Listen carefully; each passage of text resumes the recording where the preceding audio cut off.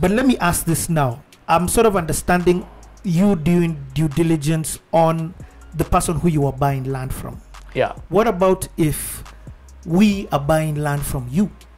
So what kind of due diligence do we need to do if an individual is buying land from a company?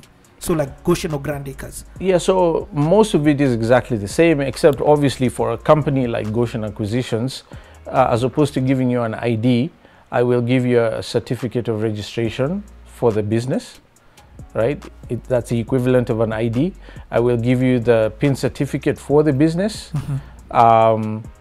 I will give you things like CR12s and CR8s, which are disclosures about the shareholding of the business. And it's on that basis that beyond asking for CR12s and so on, later on you can ask for copies of the ID of the directors and their PIN certificates, because they are actually in fact required when we're transferring to you.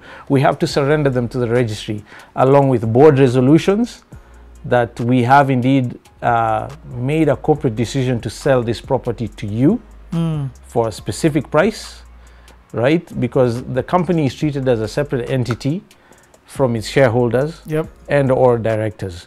But all those documents are still required at the point of transfer. So you want to ask for them anyway, especially if you're working with a licensed advocate. It's done in a controlled and safe manner, because I can tell you for a fact, we will not share copies of our title with anyone who's interested in buying before they have paid us a reservation deposit and engage us formally. I get because then otherwise we'd have 1,000 people out there with copies of titles for absolutely no reason, and that's sensitive information. We don't want that floating out there for nothing. So if it's done in a controlled setting using the advocates, then you can ask for specific documents to aid in your due diligence. Yeah. So now that you've talked about titles, so I mean, I'm beginning to understand the due diligence that needs to be done on a company, but you brought up the conversation on titles.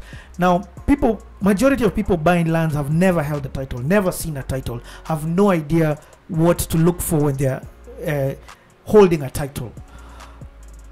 Where can they either A, get this information, or know that these titles are legit?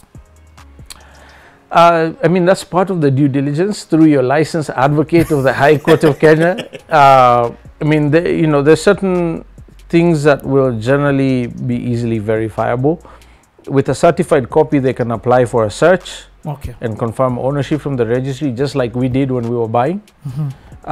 They will also have the freedom to requisition a certified copy of the green card. If the lawyer is worth their salt, they will know to do that. As a standard practice, we do that when we never just deal with a search report. After the search report, we get a certified copy of the green card. And I recommend that for everyone, even our customers. Just do it as a formality. Even if you trust the seller, just get it out of the way so you have complete files. In the event of something else coming up later, you will be able to demonstrate beyond a doubt that you did your due diligence. You were diligent about checking out the legitimacy of documents, history of ownership, blah blah blah. Okay, I've gotten the documents are legit from the seller, we are good to go. But when I'm on the piece of land and I'm buying 3 acres, my eyes have no idea what 3 acres looks like. Yes. How then do I certify that this 3 acres that you're telling me, for example, you said the amount of land that you have in Elementaita is 6.85 acres. I mean, you broke it down to 0.58 acres. Yeah. How do you certify that? Like, what's the process of doing that? So you as a buyer have the right and the option to get an independent survey done before you conclude the transaction. So by this point, you've paid a deposit. Ideally, you paid it to escrow if it's not an entity that's well known and easy to find. You want to pay as much as you can to escrow. In some cases, that's not always possible because the seller doesn't want to deal with escrow. In that case, you need to make a judgment call. Do I trust the seller enough to pay the deposit to them, Is there some accountability mechanism in the event that I want to pull out or not? But in general, it's best practice to pay funds into escrow. When people are buying land from Goshen Acquisitions, do they pay to escrow? In some instances, yes, and I'll explain the difference. So for transactions where we are pre-selling, like we did in Nanyuki, where we pre-sold half acres to a number of customers before the titling process of our subdivision was done, they paid funds to escrow.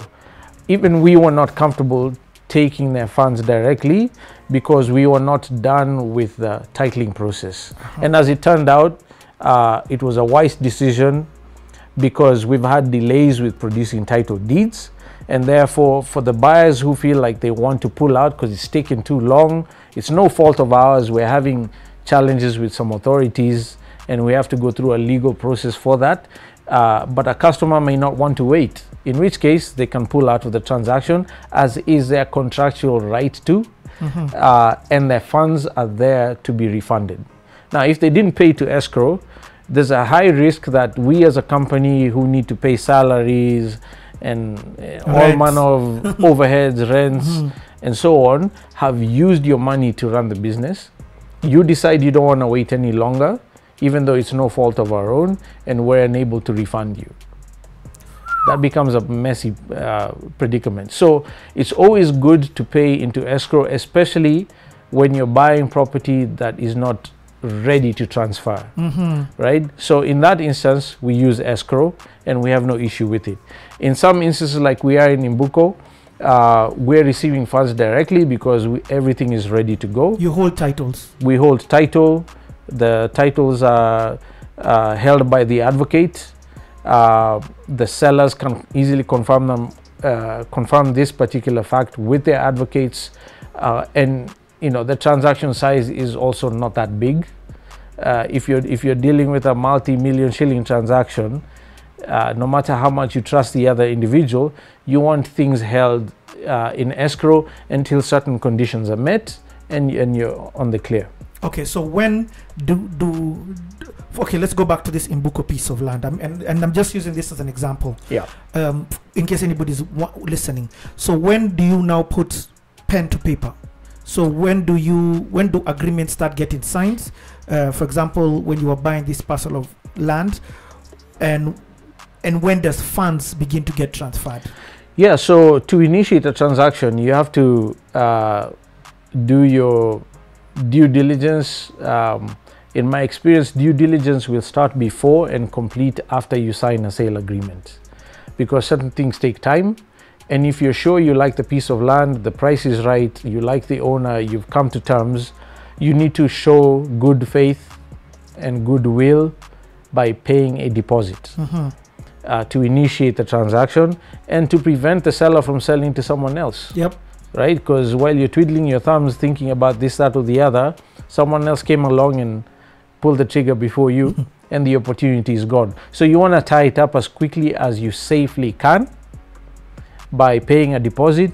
According to the Law Society of Kenya's conditions for sale, a 10% deposit is the required minimum amount to make your sale agreement legally binding. Okay.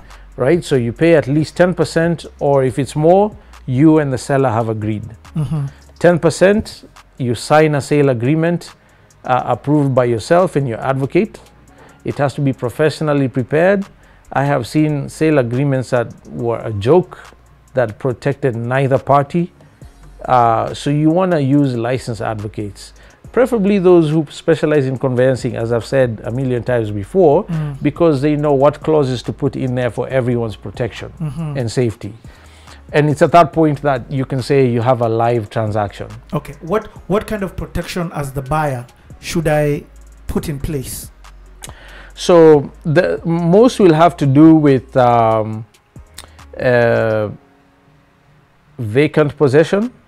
That's an important one for me. If I'm buying a piece of land that happens to have squatters on it, I will make it the seller's responsibility to clear that matter out before the property is transferred to me and I pay the balance. Until then, I'm not interested. Squatter issues are messy and they can tie you up for years. So they have to guarantee that they will give you vacant possession, meaning there's no one on the property except yourself. Right? That's an important one. The other one is giving yourself enough time to complete the transaction. This is a matter of agreement or predetermined by the seller. You know, for instance, when we have ready titles to go like we do in Imbuko, we don't like to wait more than 45 days for the balance, because typically within 30 to 40 days, we have received the Land Control Board consent to transfer and have already transferred the title, or have handed over completion documents to your advocate. And this is the third part. Completion documents, very important. It's a list of all the original documents required to effect the transfer from us to you.